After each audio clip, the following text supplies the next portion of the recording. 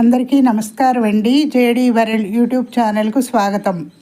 నేను ఈరోజు చేయబోయే రెసిపీ ఎండు రొయ్యలు బంగాళదుంపల కర్రీ చేస్తున్నానండి. ముందుగా ఎండు రొయ్యలు తీసుకున్నానండి. అవి ఒలిచి శుభ్రంగా కడగాలి, ఇసుకుంటుంది కదా, పెద్ద రొయ్యలేనివి. అలాగే బంగాళదుంపలు చెక్కు తీసి ముక్కలుగా కట్ చేసుకున్నానండి. ఈ బంగాళదుంపల్లో పిండి పదార్థం ఎక్కువ ఉంటుంది కదండి, చాలా హెల్త్కి మంచిది. అలాగే కొంచెం పెద్ద సైజు ముక్కలుగా కట్ చేసుకున్నాను. ఈ దుంపలు సిప్స్కి కూడా చాలా బాగుంటాయండి. ఒక 2 ఉల్లిపాయల్ని, మీడియం సైజు ఉల్లిపాయల్ని ఇలా కట్ చేసి పెట్టుకున్నానండి.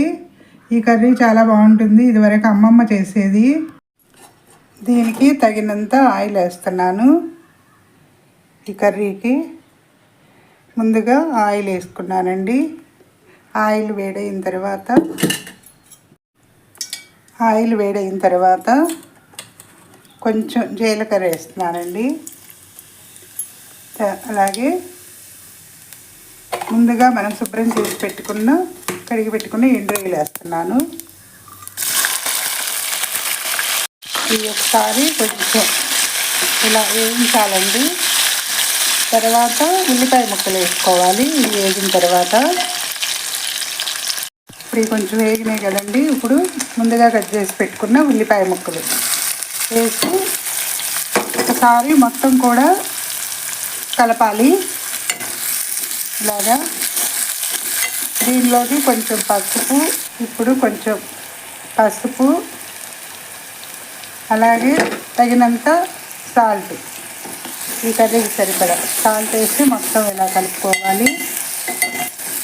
కలిపిన తర్వాత కొంచెం ఫ్రై అయితే సరిపోతుందండి ఈ ఉల్లిపాయ అనేది.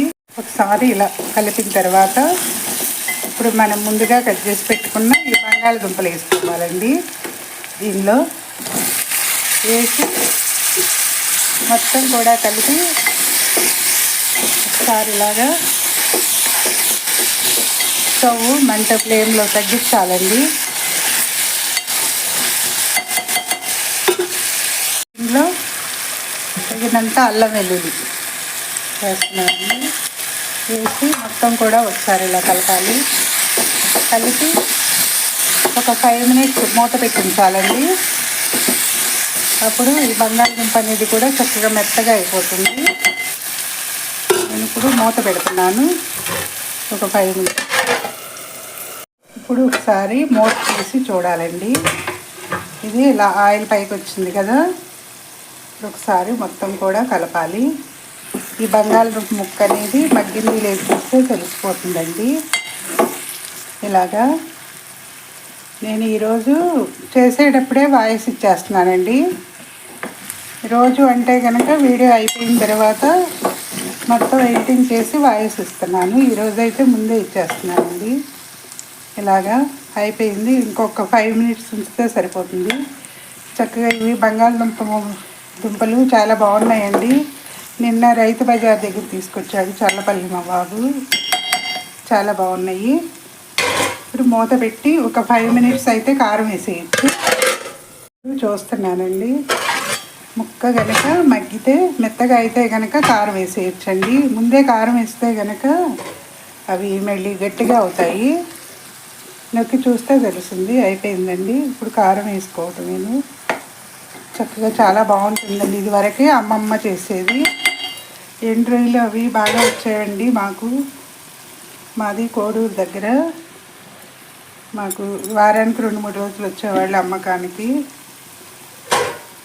హంసలదేవి పాలకాయ తిప్ప నుంచి ఎప్పుడు తీసుకుంటూ ఉండేది అమ్మమ్మ. మా అమ్మ కొనటం తక్కువేనండి, అమ్మమ్మే కొనేది నాన్ వెజ్ అంతా కూడా. ఇలా వేసి మొత్తం కలిపేసిన తర్వాత కారం వేసినాక ఇట్లా మూత పెట్టి ఒక 5 మినిట్స్ ఉంచితే సరిపోతుందండి. అయిపోయింది కూర. ఎండు రొయ్యలు బంగాళదుంప కూర అయిపోయిందండి. స్టవ్ ఆఫ్ చేసుకోవటమేను, మొత్తం కూడా సర్వ్ చేసుకోవటమేను. ఒక 5 మినిట్స్ ఉంచి అయిపోయిందండి ఎండు రొయ్యలు బంగాళదుంపల కూర. అప్పుడప్పుడు అమ్మమ్మల కాలం నాటి వంటలు గుర్తు చేసుకుని ఇలా చేసి పెడితే పిల్లలు కూడా ఇష్టంగా తింటారు. ఈ బంగాళదుంపలో ప్రోటీన్స్ ఎక్కువ ఉంటాయి కదండి, అందుకని చెప్పి ఈరోజు సబ్స్క్రైబర్స్ పెరగడం లేదండి. సబ్స్క్రైబ్ చేయండి, మరిన్ని వీడియోస్ చేస్తాను. నేను చేసే వీడియోస్ ఎలా ఉన్నాయో కామెంట్స్లో పెట్టండి. అయిపోయిందండి ఎండ్రాయిలు బంగాళదుంపల కూర కర్రీ. నచ్చితే లైక్ చేయండి, షేర్ చేయండి, సబ్స్క్రైబ్ చేయండి. మీ లక్ష్మీ కుమారి.